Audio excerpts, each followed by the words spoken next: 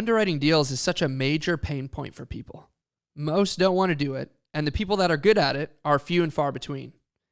That is why after 6 years of being in the industry and buying over 1,200 apartments, using my best-selling multifamily deal analyzer, I created Real Estate Lab, a full suite acquisition software for multifamily investors. We have built a product that helps investors automate their acquisitions and close more deals, all in a cloud-based platform. You can go to realestatelab.com and sign up today using the promo code TAG2 for 10% off your first 12 months. This is David Tupin. Thanks for listening.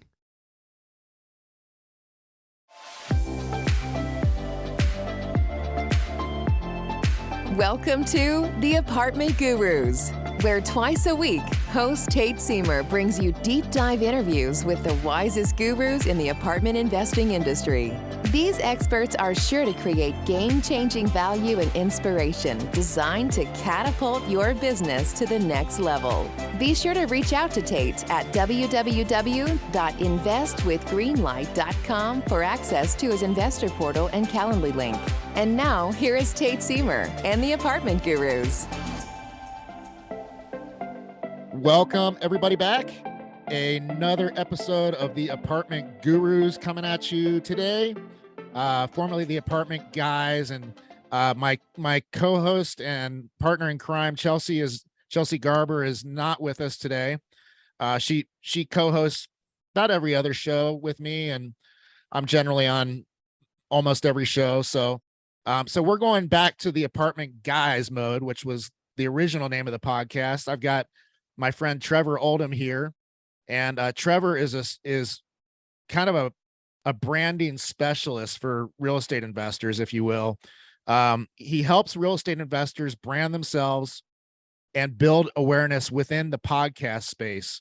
So if you have ever considered doing what we did 2.5 years ago and starting a podcast, this is going to be an episode that you're going to want to listen to, because you're going to hear a lot of the benefits of having a podcast, a lot of the hows and whats that are involved.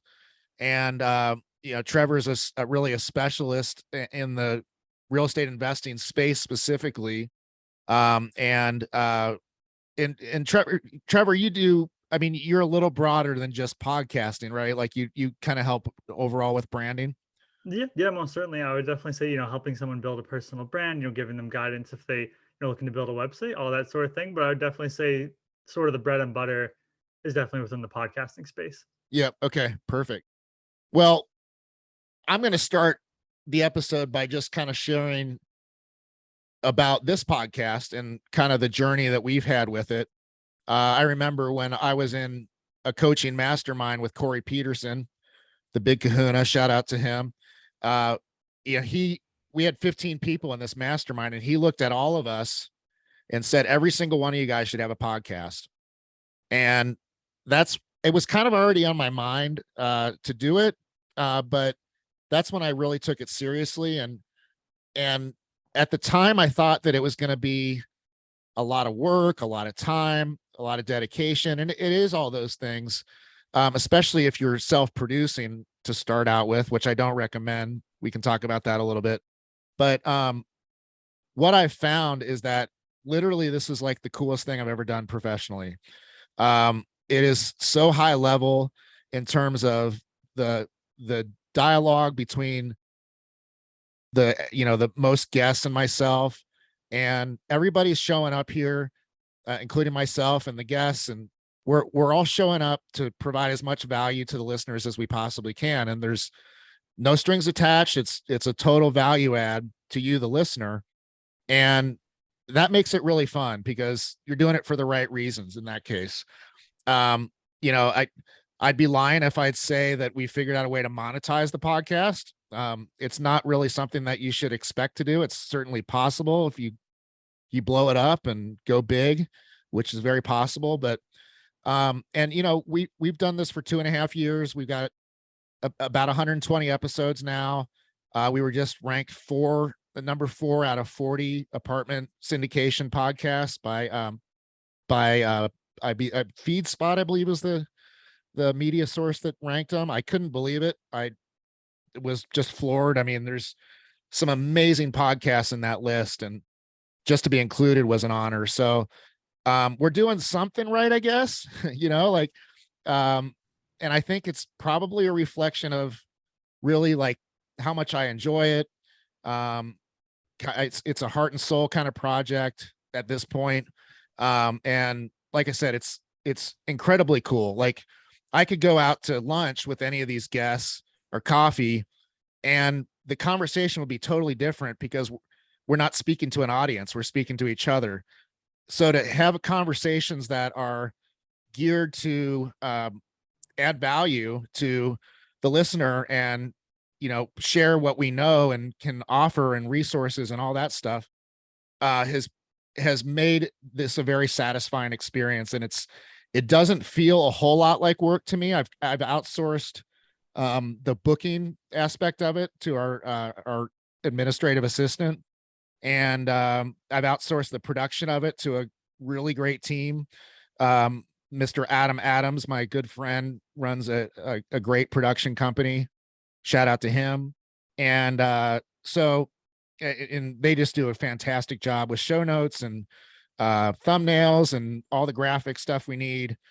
So I really just show up and do the podcast episode, and that's the fun part. So I feel very blessed to have it set up the way that we do. I was self-producing when we started, and I was probably putting in 6 hours a week maybe into editing and doing show notes and all that stuff. And if you outsource that to a pro team that does that all day every day, you're going to get better results than you would on your own. So we'll talk about that a little bit more too, but I really encourage people, if they're starting a podcast, to not self-produce. And it may be necessary right out of the gate, but there's great resources out there that do that for you. So there's a number of them.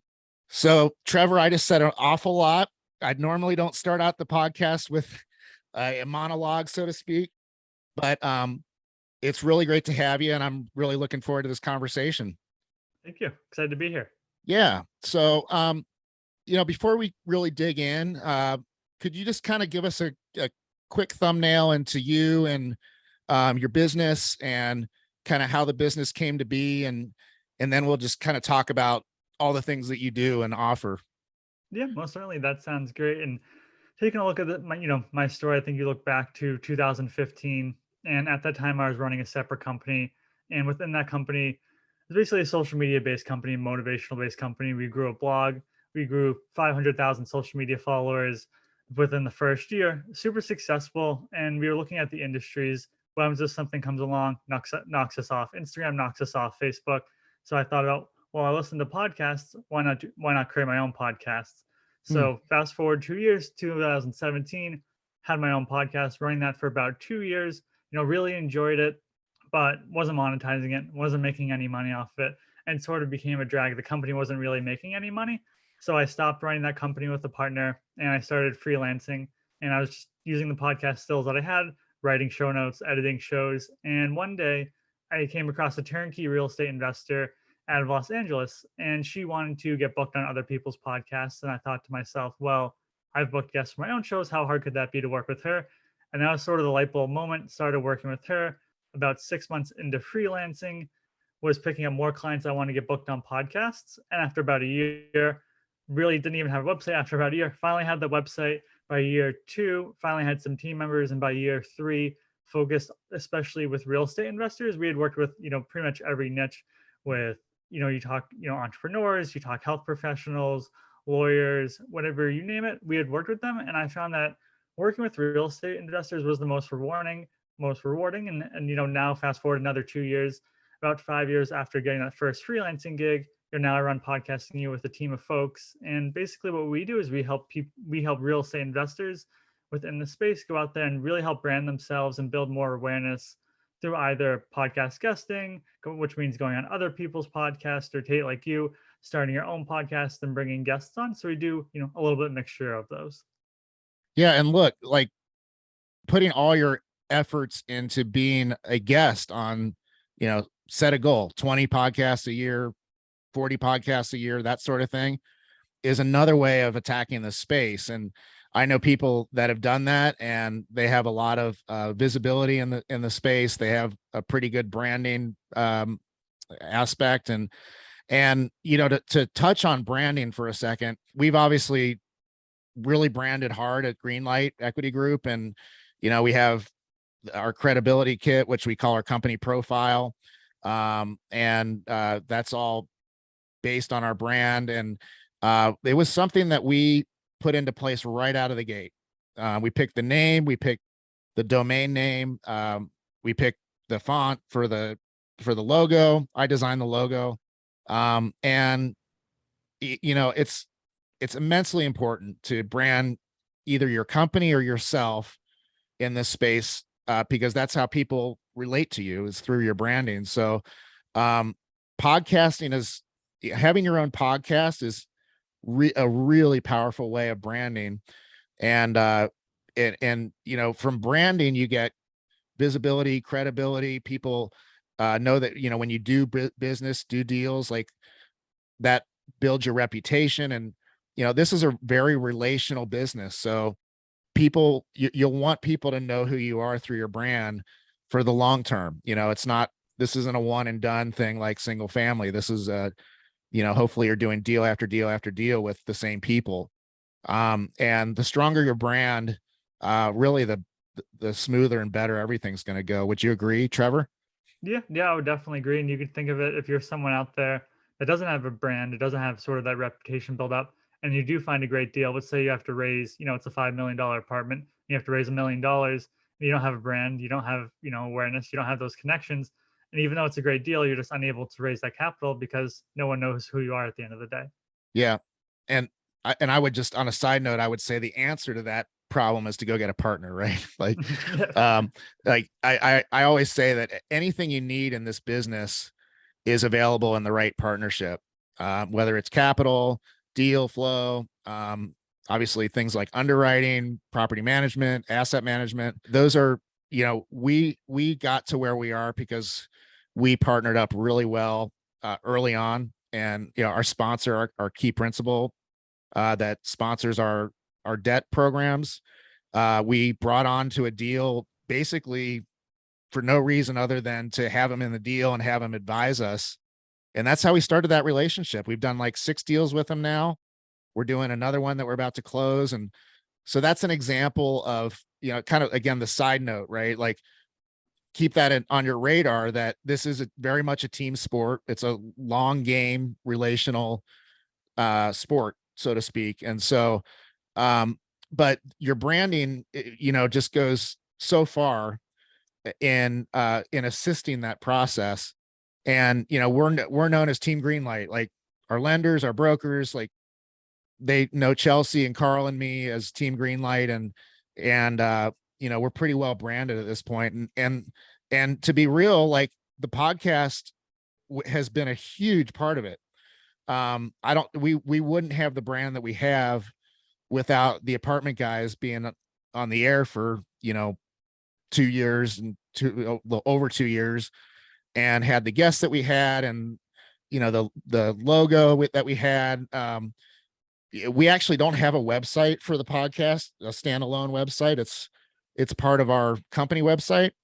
But that could be something that we need to look at, and we can talk about that a little bit too. But so, Trevor, when you kind of look at like the menu of services that you guys offer, I know that you offer a lot. We were talking off air about how you do things and what you have that's of value. Can you kind of break that down for us? Like, you bring somebody on as a client that doesn't have a brand, doesn't have a podcast, doesn't have a website. Where do you start, and how do you skin that cat, so to speak? Yeah, most certainly. So first off, when someone say potentially coming to work with us, first you want to check, say, do they have a website? First and foremost, want to make sure they have a website, want to make sure there's somewhere to send visitors to. We've actually worked with folks where they came to us and, very successful real estate investors just never got around to creating a website. So we want to make sure that's in place. After that, want to make sure there's something that they can offer of value, whether that's they're trying to get, new investors with them, whether they have a coaching service, whether they even have an ebook to add someone to their mailing list. We want to have just something like that set up where visitors can go to that person's website and just, connect with them somehow, some way. And then from there, it's figuring out with the client whether they want to go out and be a guest on people's podcasts or whether they want to go out and start their own podcast. And really the two biggest differences is going to be the time commitment. I know, Tate, like you mentioned earlier on, when you were starting your podcast, it took about 6 hours per week for you to edit it on your own. Definitely a very, long time commitment, especially if you're out there editing your podcast on your own versus you're going out there and being a guest on a podcast. If say you guest on one podcast per week, you might spend 45 minutes to an hour worth of your time versus, 6 hours editing your podcast. But they each have their ups and downs, and, I'm happy to go into it, but there's definitely, some benefits to being a podcast guest, and there's some benefits to starting your own show that you don't get from either or of them. Yeah, or you can do a hybrid, like you can do both. And I don't appear on podcasts every week, but I'm on Whitney Sewell's podcast this week. I think we're doing 3 separate episodes of an interview that I did with him. So like all that stuff helps you build your brand and your visibility.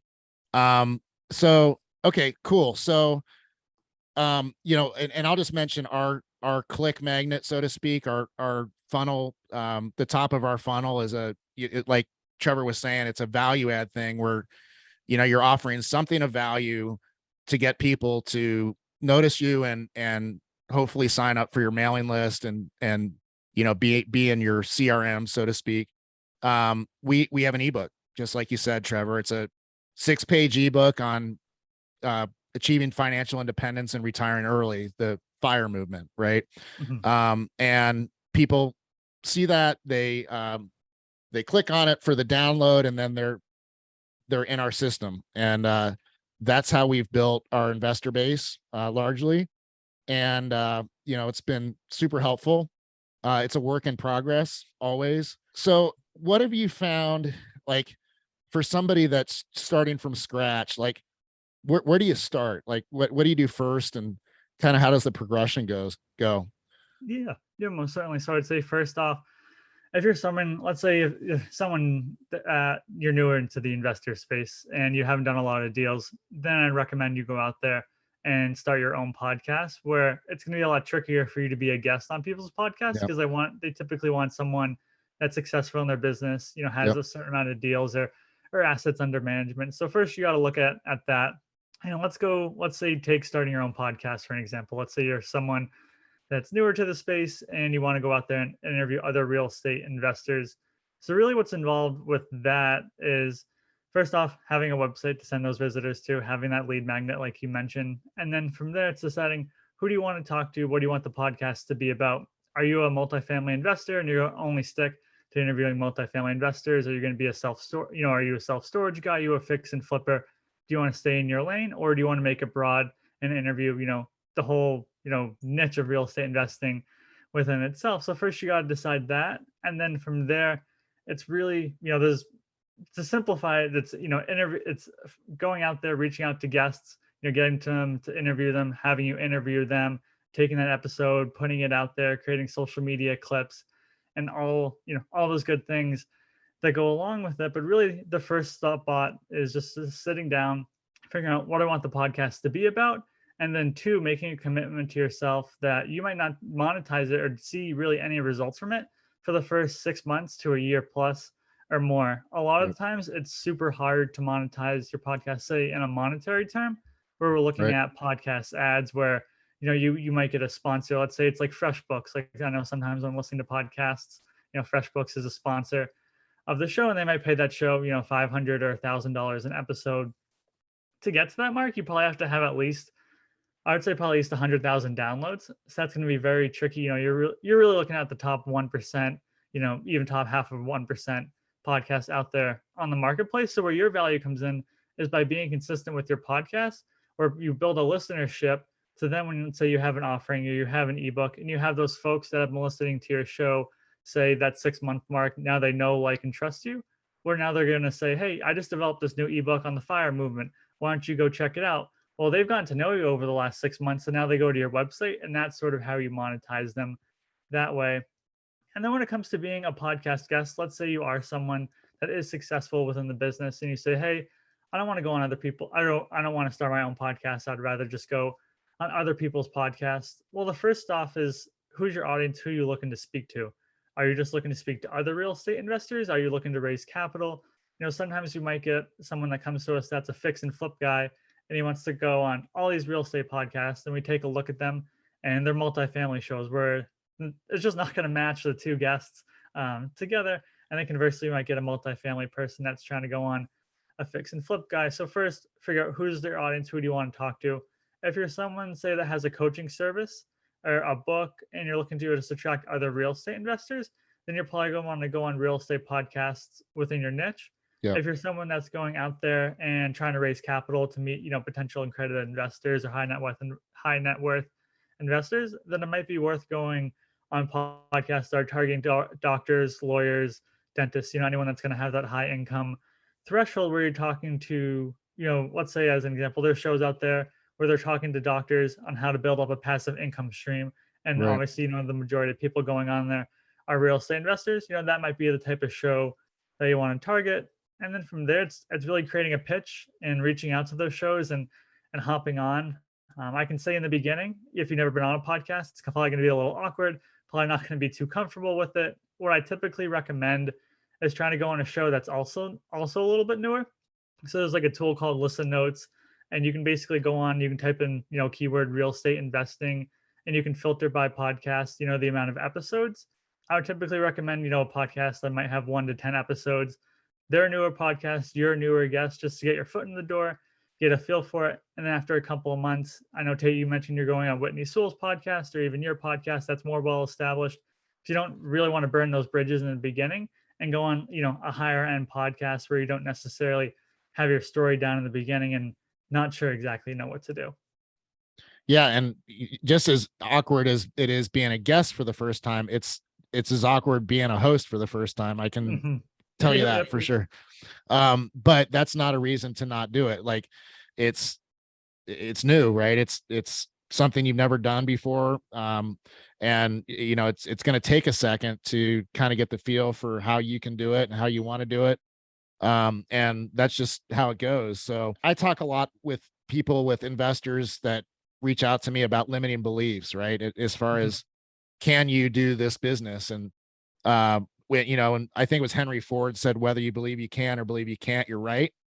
And that goes for podcasting too. Like if you believe, like, there's thousands and thousands of people that host podcasts, that are probably less talented than you are, or equally talented to you are, then, you can do it. Right. And so, and if you really embrace that, you'll figure out a way.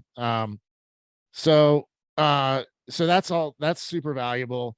And, I would just say that there's a few different ways in the podcast space to do well, to monetize. Like we've raised capital directly and indirectly through the podcast, and just about every investor that we have on board has checked out the podcast, I'm sure. And that's helped us immensely. And people see, look, he's been doing this for 2.5 years, 120 episodes. Like that's dedication. I think we've got somewhere around 80 or 90,000 downloads. So we're coming up on that 100,000 mark that you mentioned. But when you start with episode 1, and you start with that first conversation, and you build, amongst other things. I'll just say this too: the relationship that you have with the guests that you have on is so cool after you've recorded a podcast with them. Like there's a sense of trust, there's a sense of rapport, there's a sense of like, we know each other, we work together. So, we've had brokers on, we've had our lenders on, we've had other investors on, capital raisers, like, those are important people to our business. And it's, amongst other things, it's a great way to build relationships in this space, in my opinion. So that's been our experience. And that's, again, when I say it's the coolest thing I've ever done professionally, that's a big part of it, is the relationships that you get out of it. So cool, Trevor. Well, I guess when somebody comes to you and is interested in doing this, like, what's it look like to work with you? And, how do they sign up and all that stuff? How do they get started? Yeah, most certainly. So typically, like, I'll go through both examples. Let's say it is someone that's looking to start and launch their own podcast. I decided a couple months ago it was too much work to help someone start and launch their own podcast. So we have a great referral partner where we met him. I actually met him through I think I was on his podcast and he was on my podcast. And he works with like 20 or 30 real estate investors to launch their shows.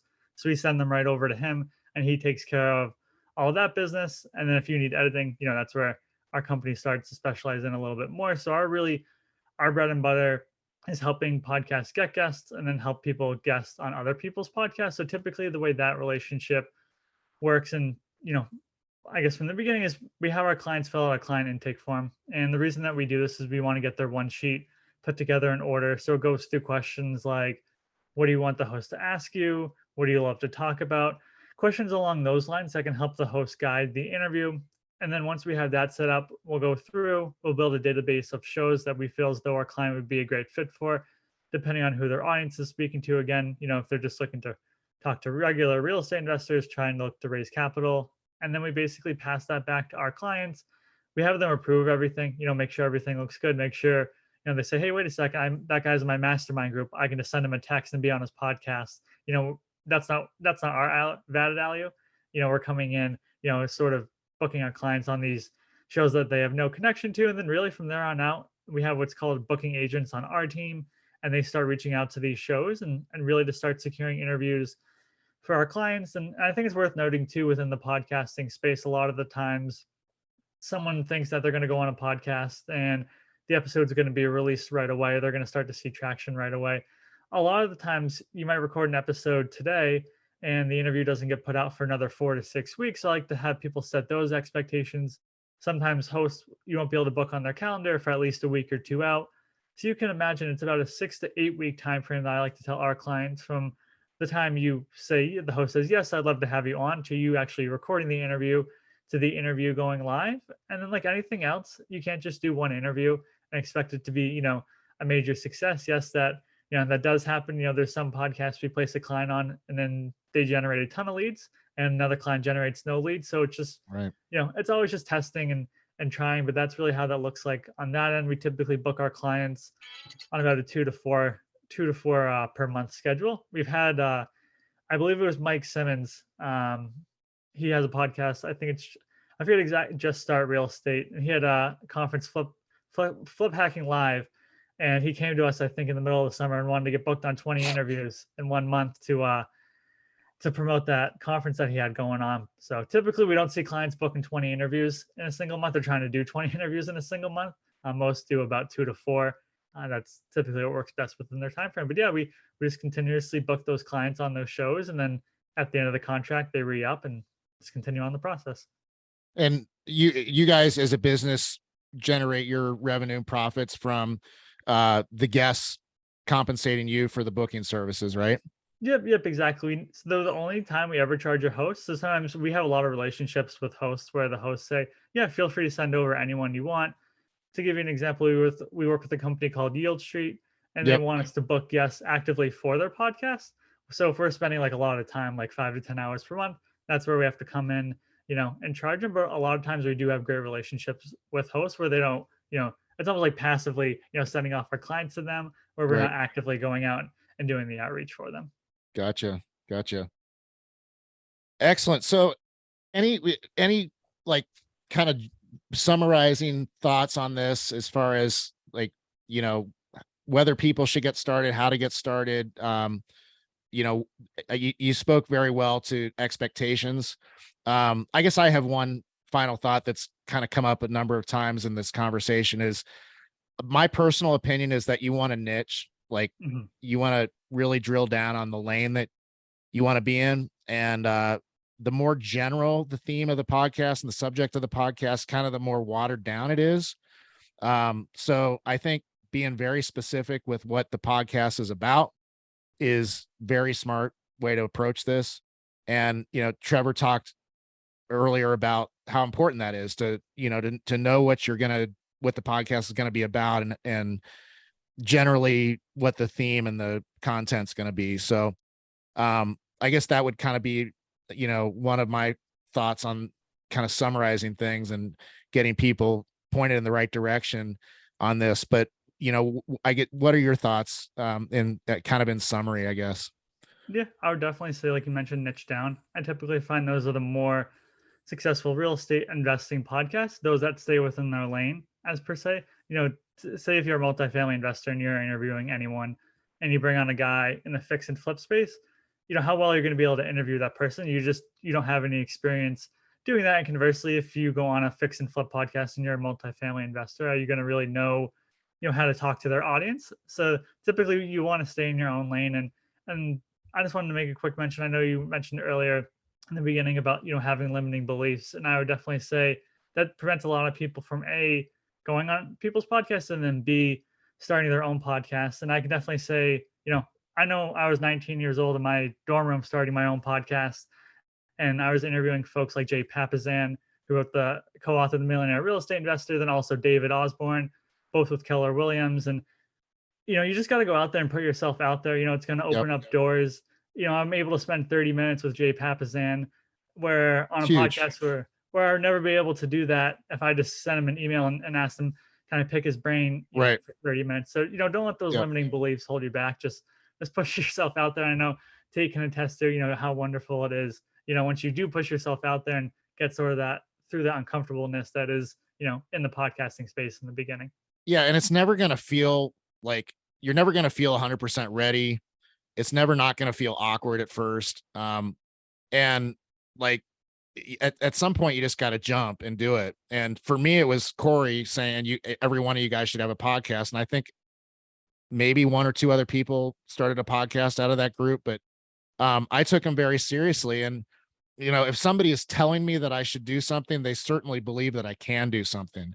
So I basically just kind of took Corey at his word, and look, the first, I'll never forget the first one. Like I could barely function. Like the guest was kind of leading me because he had been on a lot of podcasts, and that's just kind of is what it is. And what's the perfection is the enemy of good, or good enough kind of thing. And you're never going to get even close to perfect on this in any episode, in any interview. You're going to look back and say, oh, this could have asked this. I kind of, spaced that subject, or it would have been cool to take the conversation this way. And but again, if you're out there doing it, that's really what matters. And, I certainly would encourage everybody that's listening to consider being a guest on podcasts and even starting your own. And, Trevor is a great resource on this, and I'm happy to chit chat with people, and my Calendly link's available on our website. But Trevor, what's the best way for listeners to reach out to you and explore this further? Yeah, most certainly. So I'd say to go to our website, podcastingyou.com. So that's podcastingyou.com, or feel free to connect with me on LinkedIn under my name, and happy to chat there as well. Yeah. And it's Trevor Oldham. So Oldham is where you'll find him on LinkedIn. And I'm sure you're on all the socials, right? Yep, exactly. Yeah, cool. Well, this has been a great conversation, Trevor. Hopefully the listener is, thinking a little bit differently about these opportunities. And everybody's got a story. Everybody's got something valuable to offer. I've had brand new beginning investors on the show before that haven't done a deal yet. And look, there's value to bring in that space too, because you're getting ready to do a deal. And there's a lot of things to be doing and thinking about. Branding's one of them. So wherever you are in the space, don't negate your value, I guess is what I would encourage people to consider. So with that, Trevor, thanks for being on the show, man. I appreciate it. Yeah, thank you. Yeah. And listeners, thanks for listening to another episode of the Apartment Gurus. We really appreciate you guys. If you like this show, we love when we get ratings and reviews on any of the platforms. I think Apple Podcasts is probably the best one, but that's super helpful to us and helps get the show out there. And we'll be back, I guess, in a few days, because we're doing 2 a week now, which we just kicked into gear probably 4 or 5 months ago. So That's exciting. Hopefully you guys are catching all those, and hopefully they're valuable to you. So we appreciate you guys, and we'll see you on the next one. Take care, everybody. This has been the Apartment Gurus with Tate Siemer. If you enjoyed this episode, be sure to subscribe and leave a rating and review on your favorite podcast platform. To contact Tate, go to www.investwithgreenlight.com for access to his investor portal and Calendly link. He loves to hear from you and thanks you for being a valued listener. Just a reminder that you are the guru. See you on the next episode of the Apartment Gurus.